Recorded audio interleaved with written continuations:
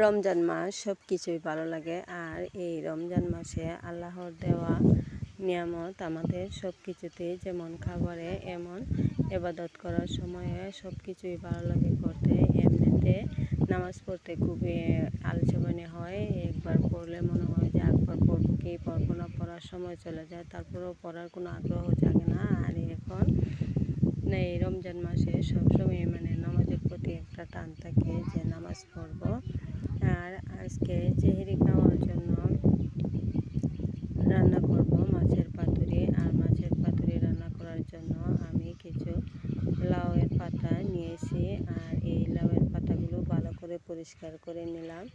আর পরিষ্কার করে নেওয়ার পর এর মধ্যে ভিতরে যে একটা আঁশ থাকে, এই আঁশগুলো তুলে নিয়েছি। আর সাথে মাছের পিসগুলো দিয়ে, মাথাটা দেব না কারণ মাথাটা অনেক বড় হবে, লাউয়ের পাতাগুলো দিয়ে ঘুরবো, ঢাকনা দেওয়া যাবে না, যে কারণে মাথাটা দিতেছি না, মাথাটা রেখে দিয়েছি। আর বাকিগুলোকে কী করছি, আর এদিকে আমার মশলাদানির মশলাও শেষ হয়ে গেছে, বাকি মশলাটুকুও ভরে নিলাম। আর ভরে নেওয়ার পরে ঢাকনা লাগিয়ে দিলাম। আর এর মধ্যে আমি দিয়েছি পেঁয়াজ, রসুন, আদা আর জিরে গুঁড়া, এগুলো সব দিয়ে মিশিয়ে নিয়েছি। আর এজন্য একটা মাছের ঝুড়ি করছি, সেহরির জন্য মাছের ঝুড়ি, মাছের বোনা। আর এভাবে সেই কাজ করা,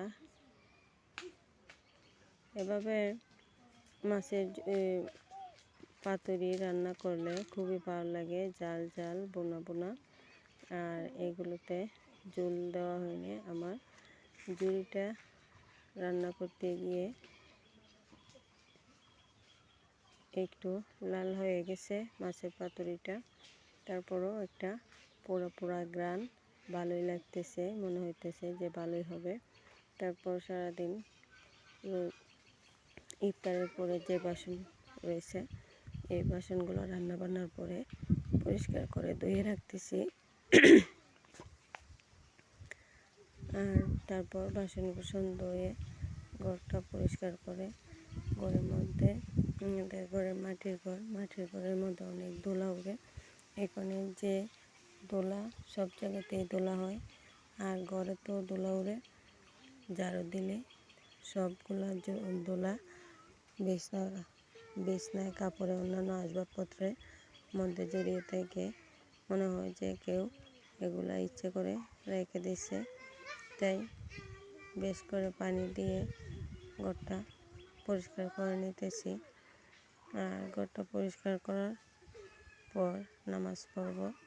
আর যারা ভিডিও দেখতেছেন তাদের যদি ভালো লাগে তাহলে লাইক, কমেন্ট, শেয়ার করে দেবেন।